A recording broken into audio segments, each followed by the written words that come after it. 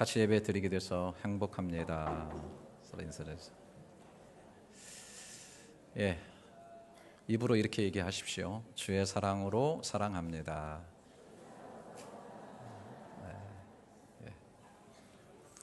저도 참 귀하신 여러분들과 함께 이렇게 주일에 존귀하신 하나님을 예배할 수 있게 된 것이 얼마나 행복한지 모르겠고, 또 여러분들을 진심으로 주님의 사랑으로 사랑합니다. 할렐루야. 세상에서는 아무래도 됨보다는, 이 being이라고 하는 그 됨보다는 소위 doing, 함이라고 하는 것을 더 중시 여기는 경향이 있다, 그렇게 생각합니다. 이 됨이라고 하는 것은 속에 감춰져 있고 또 드러나는 것이 시간이 걸리기 때문에 쉽게 파악이 되질 않고, 그래서 아주 쉽게 그 함을 가지고서 사람들을 평가하게 되죠. 특별히 아이들을 보면은 학교에서나 가정에서 어떻게 학교에 활동을 하고 있는지, 또 성적은 어떤지, 이런 함을 주로 많이 봅니다. 또 직장에 들어갈 때, 입사할 때도 보게 되면 이력서를 내죠. 그 이력서에는 함이 가득 차 있습니다. 함으로 평가를 많이 합니다. 그러나 이제 점점 이 세상은 됨을 중시하는 세상으로 옮겨가고 있는 것 같이 느껴집니다. 회사에서도 추천서를 굉장히 중요하게 여기고, 옛날에 어느 기업에 보니까 그 기업에서는 관상을 받다는 그런 얘기를 하는데, 그것은 됨을 중요하게 생각하고 됨을 파악하려고 하는 거 아니었나, 그런 생각을 하게 됩니다. 됨이 제대로 되어지지 않고서는 제대로 된 함이 나올 수가 없는 것이죠. 성경에도 보게 되면은 좋은 나무라야 좋은 열매를 맺는다, 그렇게 얘기를 합니다. 됨이 제대로 되어 있지 않고 함이 대단하고 무성해도요, 언젠가는 크게 문제가 생겨지게 되어 있습니다. 그래서 잘 되어지는 그 됨 속에서 좋은 함이 나오는 그런 삶이 아주 건강한 삶이 아닌가, 그런 생각을 하게 됩니다. 하지만 또 됨이 중요한 만큼 이 함이 따라줘야 된다는 생각을 합니다. 기관차가 아주 쌩쌩 잘 달리죠. 하지만은 기관차 혼자 달리는 것은 그렇게 큰 의미가 없습니다. 이 객차를 달아가지고서 사람들을 싣고 달려야 의미가 있는 것이죠. 짐칸에다 싣고 짐을 많이 싣고 날라야 되는 것이지, 기관차 혼자 열심히 간들 무슨 의미가 있겠습니까? 이 됨이라고 하는 것은 반드시 함이 따라와야 되는 것이죠. 이 being과 doing이 항상 균형을 맞춰서 같이 가야 되는 것입니다. 오늘 우리가 읽은 이 본문의 말씀은 그 예배소서인데요. 그 예배소서는 전 6장으로 되어 있습니다. 저는 예배소서를 너무너무 참 좋아하고 정말 많이 읽었고 지금도 많이 묵상을 하는데요.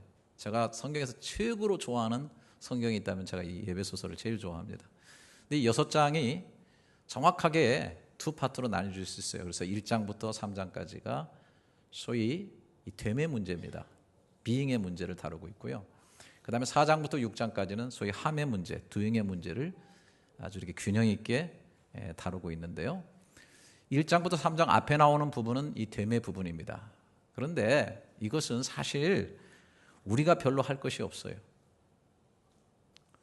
성부, 성자, 성령 하나님께서 태초부터 계획을 가지시고 우리의 구원을 다 준비하고 이끌어 가시는, 그래서 때가 되니까 성자 예수님이 오셔가지고 십자가의 죽으심으로 구원을 완성하시고, 또 성령 하나님이 오셔가지고 그 구원을 인치시고 나눠주시는 그런 역할을 하게 되죠. 그래서 엄밀히 말하면 믿음 외에는 인간이 그 역사에 개입할 것이 별로 없습니다. 그래서 예배소서 2장 4절부터 9절에 보면 아주 정확하게 얘기를 해주고 있습니다. 긍휼이 풍성하신 하나님이 우리를 사랑하신 그 큰 사랑을 인하여 허물로 죽은 우리를 그리스도와 함께 살리셨고 너희는 은혜로 구원받은 것이라. 또 함께 일으키사 그리스도 예수 안에서 함께 하늘에 앉히시니 이는 그리스도 예수 안에서 우리에게 자비하심으로써 그 은혜의 지극히 풍성함을 오는 여러 세대에 나타내려 하심이라. 너희는 그 은혜에 의하여 믿음으로 말미암아 구원을 받았으니 이것은 너에게서 난 것이 아니요 하나님의 선물이라. 행위에서 난 것이 아니니 이는 누구든지 자랑하지 못하게 함이라. 우리가 구원받고 하나님의 자녀가 된 이 됨을 오직 하나님의 은혜로 이루어 주셨다고 하는 것입니다. 그래서 우리가 성경을 통해서 우리가 어떤 존재가 되었는지를 정확하게 알고 인식을 하면서 확신하고 믿음으로 받아들이며 살아가는 거예요. 삶의 현실에서 어떠한 우여곡절, 어떠한 문제가 온다 할지라도 우리는 하나님의 사랑받는 자녀라고 하는 이 사실이 결코 변하지 않는다는 것입니다. 누가 무슨 말을 하고 사탄이 어떤 공격을 하더라도 우리의 하나님의 자녀됨의 이 됨의 문제는 결코 요동하지 않는 것, 절대 불변이라고 하는 것입니다. 그래서 지치고 힘들 때마다, 삶이 혼란스럽고 또 앞길이 희미할 때마다 다시 한번 이 됨의 문제를 정확하게 확인해야 돼요. 나는 어떤 존재인가, 어떤 정체성을 가지고 있는가. 우리가 찬양하는 것처럼 너는 내 아들이라 오늘날 내가 너를 낳았도다. 분명히 하나님께로서 난 자, 하나님의 자녀라고 하는 사실, 십자가에서 살을 찢으시고 피를 흘려주심으로 우리를 다시 나게 하심으로 말미암아 하나님의 자녀를 심어주셨다고 하는 이 사실이 변치 말아야 된다고 하는 것입니다. 우리가 지난번에 어떤 분에 통해서 이 말씀을 들었는데요, 모세가 이 창세기, 출애굽기, 레위기, 민수기, 신명기 이 모세 오경을 쓴 것은 그 이스라엘 백성 이끌고 애굽에서 나왔을 때입니다. 이제 광야의 길을 가서 가나안을 향해서 가는데요, 이스라엘 백성은 과거에 한 400년 이상 애굽에서 종노릇을 했고 노예로서 살았기 때문에 아주 뼛속 깊이, 아주 세포 깊이 이 노예의식이 젖어 있어요. 그래서 광야에 나왔어도 참 자유인으로서의 정체성을 갖지 못하고 끝없이 다시 애굽으로 돌아가려고 하는, 몸은 밖에 나왔는데 그 속에 있는 애굽을 버리지 못해가지고 애굽에 포로된 그런 의식을 끝까지 가지고 있었던 것을 우리가 보게 됩니다. 바로 그때에 모세를 통해서 하나님께서 이 세상을 하나님이 어떻게 창조하셨느냐를 가르쳐 주는데, 사람을 만드셨을 때 하나님께서 하나님의 형상 따라 만드셨다. 하나님 닮은 존재로 만드셨다. 하나님처럼 영적인 존재로 만들어서 하나님과 교제하면서 하나님께 영광을 돌릴 수 있는 그런 존재로 만들었다. 뿐만 아니라 모든 하나님이 지으신 만물을 다스릴 수 있는 그러한 존재로 하나님 만드셨다 라고 하는, 사람이 어떤 존재인가라고 하는 그 정체성을 갖다가 창세기를 통해서 다시 정확하게 보여주는 것입니다. 뿐만 아니라 그들이 조상이라고 믿고 있는 아브라함을 하나님이 어떻게 부르셨는가. 창세기 12장에서 아브라함을 불렀을 때 하나님께서 일방적인 축복을 해주셔서 너는 복의 근원이다, 너는 복이다 라고 하는 사실을, 그리고 너를 큰 민족을 이루게 해줄 것이다, 너에게 땅을 허락해 줄 것이다 라고 하는 이 사실에 대해서 정확하게 기록할 수 있도록, 그 기록해서 전달하도록 만들어 주신 거예요. 그래서 이스라엘 백성이 광야에서 나됨의, 자기됨의 정체성을 분명히 가지고 살아갈 수 있도록 하나님께서 만들어 주신 겁니다. 이 나의 나됨의 정체성 잃어버리는 것만큼 광야에서 혼란하고 혼동스러운 삶을 보냈던 것을 우리가 알 수가 있습니다. 이 신앙생활에 있어서 이 됨의 문제, 이 정체성의 문제 너무너무 중요한 것입니다. 여러분, 다윗이 그 위대성이 어디에 있습니까? 그 시편에 나오는 무수한 신앙 고백들이 있는데요, 그중에서 여러분 잘 아시는 시편 8편의 그의 고백을 우리가 잘 알고 있습니다. 3절부터 6절에 보면 주의 손가락으로 만드신 주의 하늘과 주께서 베풀어 주신 달과 별들을 내가 보오니 사람이 무엇이기에 주께서 그를 생각하시며 인자가 무엇이기에 주께서 그를 돌보시나이까? 그를 하나님보다 조금 못하게 하시고 영화와 존귀로 관을 씌우셨나이다. 주의 손으로 만드신 것을 다스리게 하시고 만물을 그의 발 아래 두셨으니. 다윗은 여기에서 내가 어떠한 존재인가? 저 하늘에 빛나는 무수한 별들, 말할 수 없이 광대한 우주, 그 우주를 만드신 그 하나님께서 나를 생각해 주시고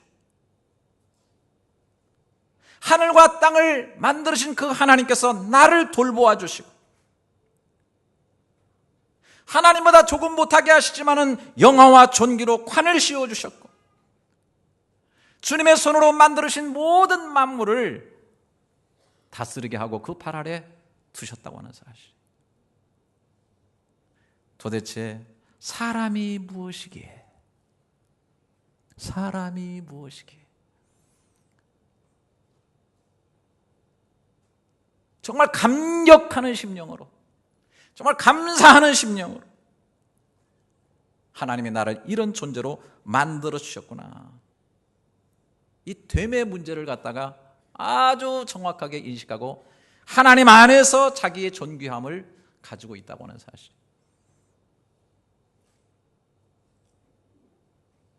정말 참 신앙에는 무엇을 자꾸 하는 함으로 나가기 전에 하나님 안에서 은혜로 주어진 이 됨의 문제를 철저하게 먼저 확인할 수 있는 그런 역사가 있기를 주님의 이름으로 축원합니다. 이게 기초로 잘 돼야 돼요. 이게 빠져버리면 기독교는 다른 종교하고 똑같아요. 일반 도덕 윤리로 떨어지는 거예요. 이 앞부분이 선행하고 있어야 된다는 사실. 그리고 나서 4장 6장에는 그러면 우리는 어떻게 살아야 하는가 함의 문제에 대해서 말씀하고 있습니다.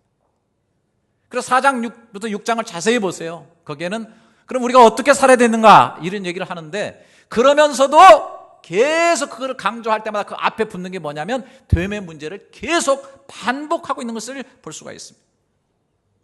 오늘 여기 8절에도 한번 보십시오. 너희가 전에는 어둠이더니 이제는 주 안에서 빛이라. 빛의 자녀들처럼 행하라. 이렇게 되어 있습니다. 빛의 자녀로 행하라. 함의 문제를 얘기하고 있지만은 그러나 그 앞에 반드시 됨의 문제를 얘기하고 있는 것입니다.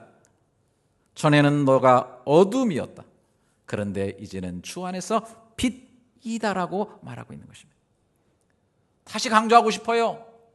빛이 되라라고 주님께서 말씀하고 있지 않습니다. 그렇게 명령하고 있지 않습니다. 너희는 주 안에서 빛이다라고 하는 것입니다.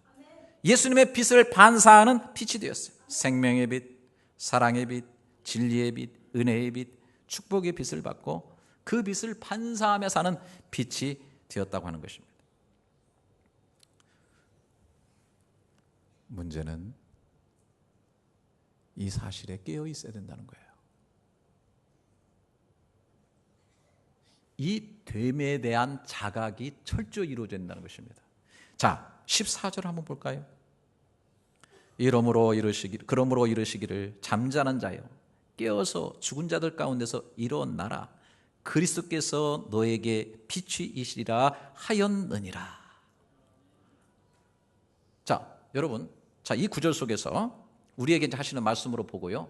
자, 그러면 이 구절 속에서 저와 여러분은 죽은 자입니까? 살아있는 자입니까? 네? 죽은 자예요, 산 자예요? 사실 이 예배소설을 쭉 앞에서부터 강의를 좀 해야 되는데 이렇게 주일을 설교하다 보니까 띄어서 하다 보니까 조금 이해가 잘 안 되실 수도 있는데 하여튼 이 문맥에서만 봐도 우리를 잠자는 자로 표현하고 있어요. 이 말은 잠자는 자는 죽은 자입니까? 살아있는 자입니까? 헷갈리십니까? 살아있는 자죠. 뒤에 나오는 죽은 자들 가운데 그렇게 죽은 자는 죽은 자고 잠자는 자는 죽지는 않은 자예요. 살아있는 자예요. 앞에서 보게 되면 허물과 죄로 죽었던 너희를 살리셨고라고 계속 말씀하고 있어요. 사람이 살아있는 것 같지만 영적으로는 허물과 죄로 말미암아 이미 죽은 존재라고 성경은 얘기를 하고 있습니다. 꽃꽂이라는 꽃이 아름답지만은 뿌리에서 잘려있기 때문에 죽은 것과 마찬가지라고 성경은 그렇게 얘기를 하고 있는 거예요. 죄와 허물로 죽었던 너희를 은혜로 그리스도 예수 안에서 살리셨다. 우리가 살아있는 자라라고 하는 거예요. 근데 살아있는 자인데 지금 어떤 상태냐면 잠들어 있다는 것입니다. 살아있음에 대한, 됨에 대한, 하나님이 만들어 주심에 대한 것이 잠들어 있다는 것입니다. 오늘날 신앙생활하는 많은 그리스도인들이요, 신앙을 종교로 하고 있어요. 계속 함으로 하고 있어요. 함으로. 뭘 해야 된다, 이거 해야 된다, 저거 해야 된다, 이거 해야 하나님이 축복하고 저거 하지 않으면 하나님이 저주한다. 일방적으로.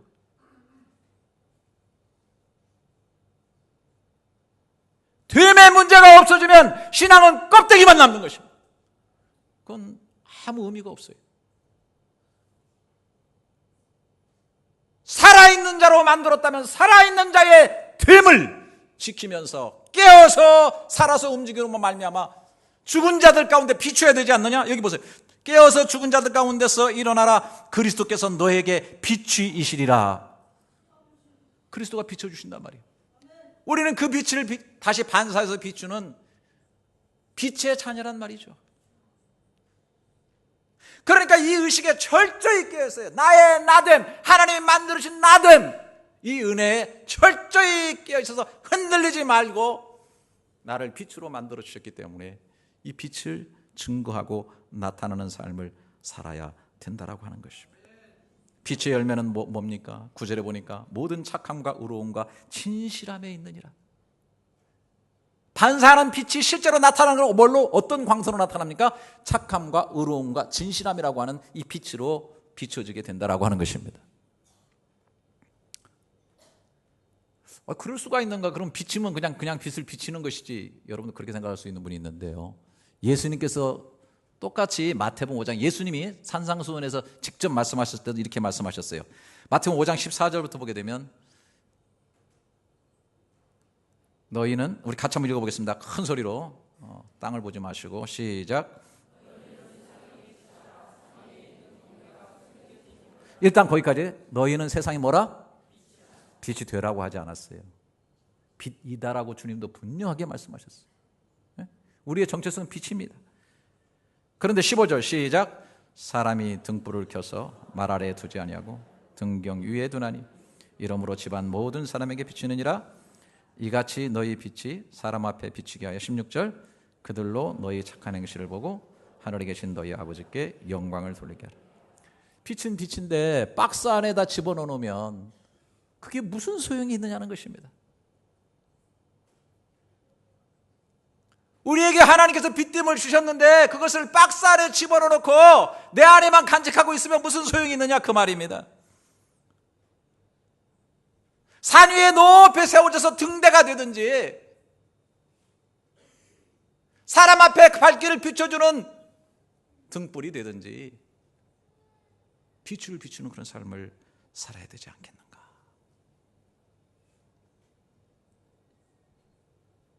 우리는 계속 우리 됨을 확인해야 돼요. 그러면서 그것이 우리의 삶 가운데 나타나도록 애쓰며 노력하며 사는 것이죠. 내가 그런 존재이기 때문에, 내가 소금이기 때문에 소금으로 나타나야 되고, 빛이기 때문에 빛으로 나타나는 삶을 살아야 되고, 하나님이 나를 사랑하신 존재이기 때문에 사랑하며 살아야 되고, 용서하신 존재이기 때문에 용서하며 살아야 되고, 지혜를 주신 자이기 때문에 어리석은 자의 삶을 살지 않고 지혜로운 삶을 살도록 하는 삶을 살아야 될 줄로 믿습니다. 하나님이 그렇게 우리를 만들어 주셨단 말이에요. 감리교의 창시자 존 웨슬리를 아시죠? 어머니 수산나, 자녀가 몇 명이냐면 17명이었어요. 별로 안 놀라시네요. 많이 낳았죠. 근데 다 훌륭하게 키웠어요. 어머니는 아이들에게 늘 질문했어요. 얘들아, 너희들은 누구니? 아이들은 대답합니다. 우리들은 하나님의 자녀입니다. 너희들은 무슨 일을 하는 거지? 우린 하나님의 위대한 일을 하고 있습니다. 누가 너희를 보냈지? 하나님이 우리를 보냈습니다. 됨에 대한 확신 정말 중요해요. 특별히 해외에서 자녀를 키우는 여러분들, 저희 애들도 다 말레이시아에서 자랐지만은 말레이시아 50%, 한국인 50%가 아니라 천국인 100%인 줄 믿습니다. 그리스도인 100%가 되어야 되는 거예요. 정체성이 분명해야 됩니다. 100% 하나님의 자녀인 것입니다. 할렐루야. 그렇기 때문에 빛의 자녀로 하나님이 기뻐하시는 그러한 모습으로 살아야 되는 거예요. 하나님 주께 기쁘시게 할 것이 무엇인가 시험하여 보라 그랬잖아요. 저는 너무너무 감사해요. 이번 구정 전날 우리 청소년부 아이들, 청년부도 한 10명 해가지고 60여 명이 우리 선생님들이랑 저 북기빙 땅 시내 중심가에 나가가지고서 홈리스들, 그 노숙인들한테 선물도 나눠주고 전도도 하고 그들도 불편한 거 이렇게 옆에서 도와주고 그렇게 하면서 봉사활동을 하고 돌아왔어요. 전 그런 얘기를 하면 마음이 너무너무 막 밝아지는 것을 느껴요. 제가 알기로는 북기빙 땅, 별이 뜨는 언덕이라는 말 아닙니까?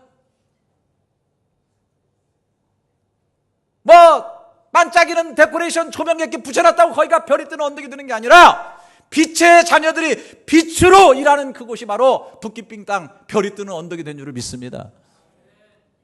아멘 소리 좀 크게 해줘. 사랑과 선행은 격려하라 그랬는데 좀 아멘을 크게. 박수 한번 쳐주십시다 우리 아이들을.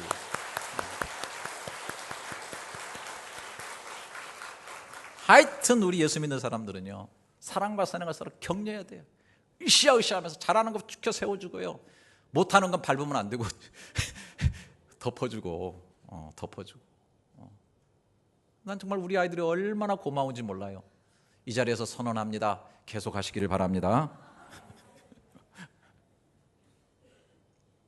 뒤에도 말씀하고 있어요. 술 취하지 말라. 여러분 잘 아시는 이는 방탕한 것이니 오직 성령으로 충만함을 받으라. 여러분 저를 보세요. 성령 충만하다는 게 뭐예요? 기본적으로 얘기하고 있는 게 있어요. 성령은 이미 우리 안에 계신 거예요. 성령이 아니고서는 아무도 예수를 주시라 할 수 없다고 성경이 말하고 있어요. 내가 예수님을 주님하고 할 수 있는 정도가 된다고 하는 것은 성령이 내 속에 내주하고 계신 거예요. 믿으시기를 바랍니다. 하나님을 아바 아버지라고 하는 건 하나님의 영, 성령 없이는 될 수가 없어요. 여러분 오늘 또 하나님 아버지라고 하면서 뜨거운 가슴으로 기도하는 사람들의 가슴 속에 다 성령님이 계신 줄 저는 확실히 믿습니다. 성령이 아니시면 부활도 안 돼요. 예수를 부활시킨 것이 예수 안에 있는 성결의 영, 성령이셨기 때문에 그 영이 오늘 우리 속에 계신다고 말씀하시고 있고, 부활의 날에 그 성령께서 우리를 일으키시는 거예요. 그러니까 믿는 사람, 구원받은 사람 속에는 성령이 계시죠. 이게 우리 됨의 정체성이에요. 그런데 어떻게 돼요?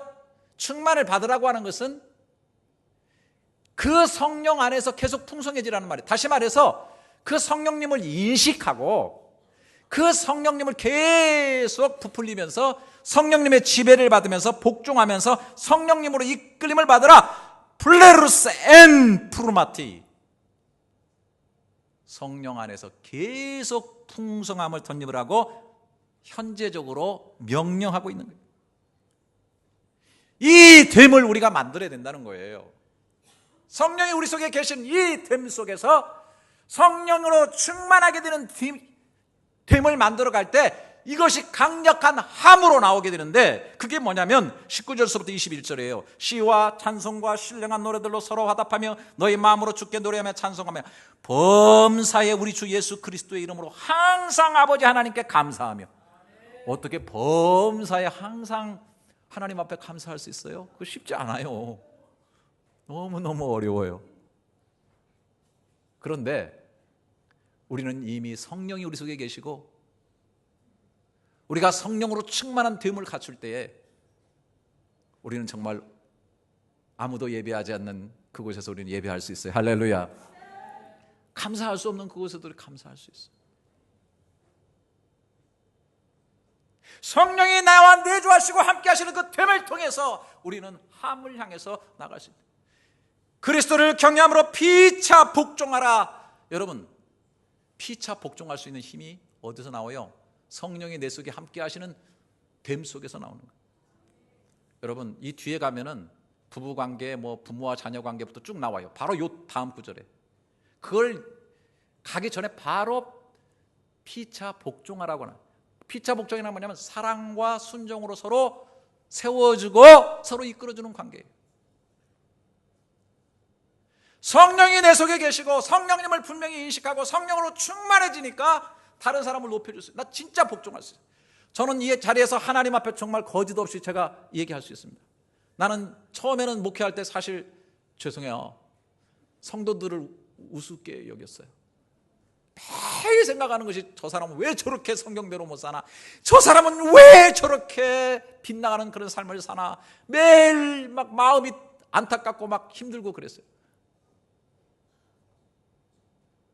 그런데 목회를 오래 하다 보니까 다 나보다 나으신 것 같아요.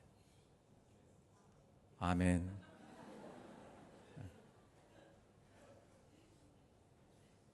제가 사실 목회하면서 제가 이제 웬만하면 여기 안 앉으려고 그래요. 이제 성경목도 끼고 내가 이제 밑에 내려가 있어요. 이 내가 앉을 자리가 아니에요. 정말 중심으로 마음을 내려놓고, 여러분들이 뭘 원한다면 목사라서가 아니라 정말 중심으로 하고 싶은 그런 복종의 마음, 낮아지는 그런 마음이 제 속에 있어요. 정말 한 분 한 분이 존귀하다는 생각이 들어요. 귀하신 분들이라는 생각이 들어요. 내가 성령님께 복종하고 성령님이 내 속에 충만해지시고 내 마음 속에서, 내 마음 중심에서부터 성령님을 인정하고 그분 앞에 무릎을 꿇을 줄 알았더니 내가 다른 사람 앞에도 머리를 숙일 수 있고 충심의 마음으로 내 자신을 내려놓을 수 있고 다른 사람을 높일 수 있는 그런 힘이 나오더라는 거예요. 함이 나오는 거예요. 함이. 금세기에 있어서 미국에서 최고로 존경받는 사람이 있습니다. 그 사람은 페니 크로스라고 하는 여인입니다. 태어나면서도 맹인이었는데 일평생 1만 개의 시를 쓴 분입니다. 그 시가 곡이 붙어서 찬송이 된 것이 굉장히 많습니다.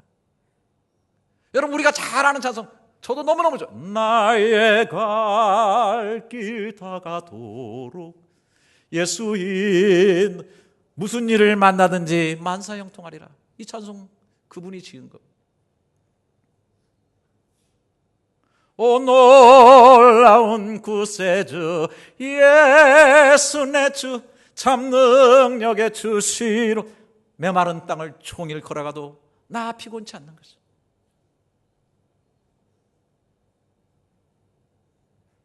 또 뭐 있죠? 예수를 나의 구주 삼고 성령과 피로써 거듭나니 이 세상 사는 것이 천국과 같다. 이게 다 뭐냐면 페니 크로스가 다 작시한 겁니다. 태어난 지 6주 만에 의사가 약을 잘못 써가지고 병중에 있었는데 평생 맹인이 됐습니다.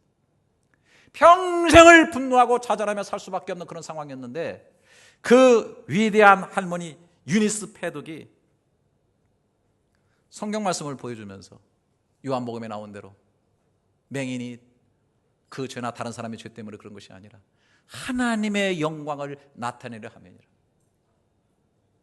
너는 하나님의 영광을 나타내도록 지은 바 되었고 그렇게 되어진 존재라고 하는 사실을 가르쳐 주었어. 은혜를 받았어. 94살까지 살았는데요, 그의 고백은 평생 한 번도 그 이후에 하나님을 원망해 본 적이 없대요. 왜?